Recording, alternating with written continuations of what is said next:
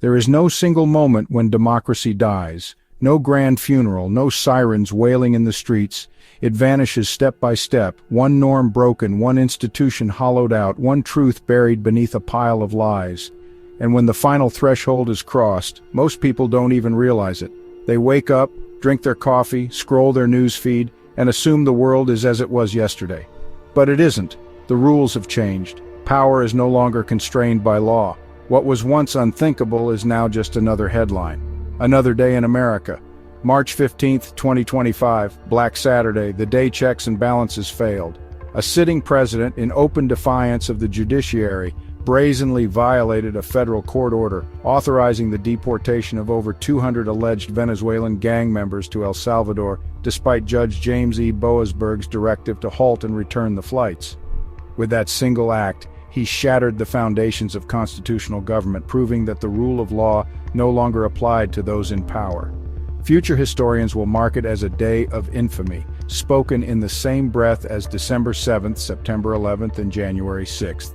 It was the moment a court order became a mere suggestion rather than a constitutional mandate, an unmistakable violation of the separation of powers, coming amid Trump's frantic consolidation of executive authority just months into his second term.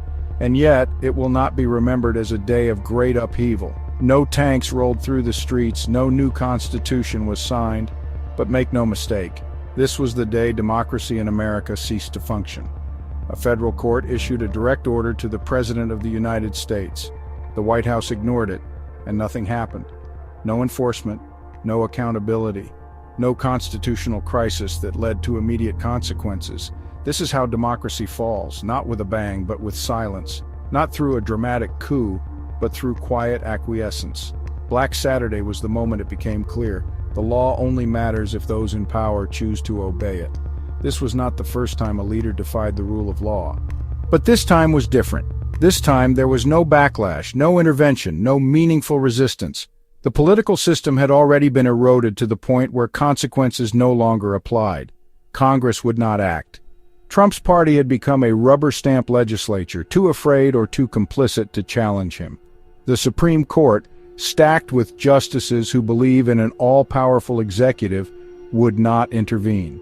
The Justice Department, purged of officials with even a shred of independence, would do nothing, and the press would cover it, debate it, analyze it, then move on.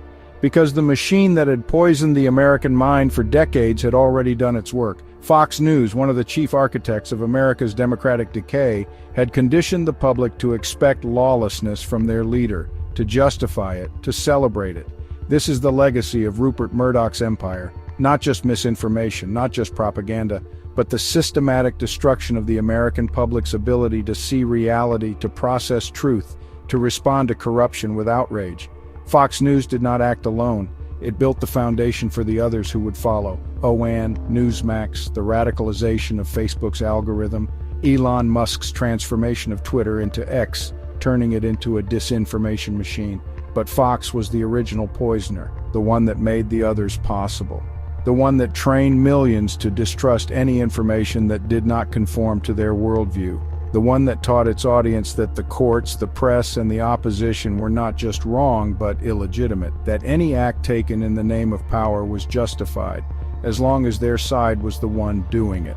How does a nation reach a point where a president can openly reject the Constitution and half the country shrugs? How does it happen that the leader of a democratic republic can ignore the law and millions cheer? The answer lies in something more powerful than policy, more insidious than corruption. It lies in the manipulation of the human mind. Fox News and its imitators have mastered the art of psychological warfare, leveraging cognitive biases, repetition, and emotional manipulation to rewire how millions of Americans see the world. Repetition is the most basic weapon in their arsenal. Say something often enough and it becomes truth in the minds of those who hear it. The big lie strategy is not just about deception. It is about creating a new reality. Fox drilled the same false messages into its audience night after night. By relentlessly pushing these falsehoods, Fox eroded trust in every institution that could check authoritarian power. Judges, journalists, and even democracy itself were cast as corrupt and illegitimate. Once that foundation was set, Fox no longer had to prove its claims. Its audience had been conditioned to reject any facts that challenged the narrative. Confirmation bias did the rest. The human mind is wired to seek out information that reinforces what it already believes. Fox built an ecosystem where its viewers were never exposed to facts that challenged their worldview, where the only reality they encountered was one where Trump was always the victim, always under attack, always justified in anything he did. And when reality intruded, when Trump's actions were illegal, when his policies failed, when the evidence against him was overwhelming, Fox had an answer: attack the source, discredit the facts, reverse the narrative. Fox's audience skews older, and research suggests that aging can be associated with increased susceptibility to cognitive decline and the illusory truth effect, where repeated exposure to falsehoods increases belief in them. This can make older viewers particularly vulnerable to misinformation, though individual susceptibility varies. This is not an insult, it is a documented reality of aging. As people grow older, they can become more susceptible to repeated misinformation, more trusting of familiar sources, and more inclined to see the world as hostile or unrecognizable. Fox exploits this mercilessly. It preys on fear, resentment, and nostalgia for a past that never truly existed.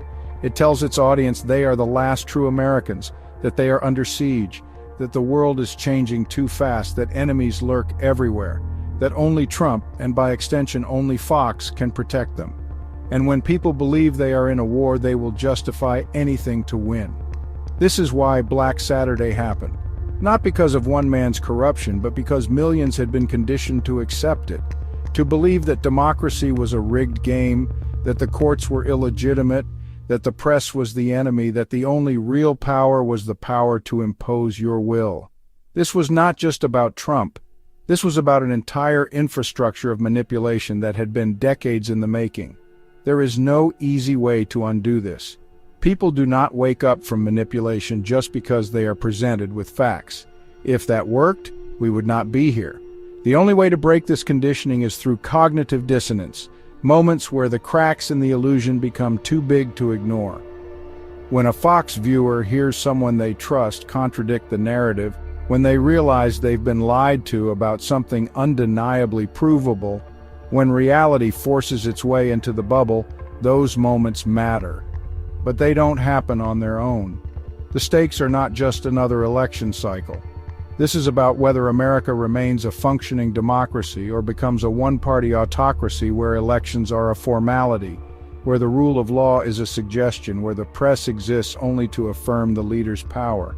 The question is not whether the poison will keep spreading. The question is whether enough people will wake up before it is too late.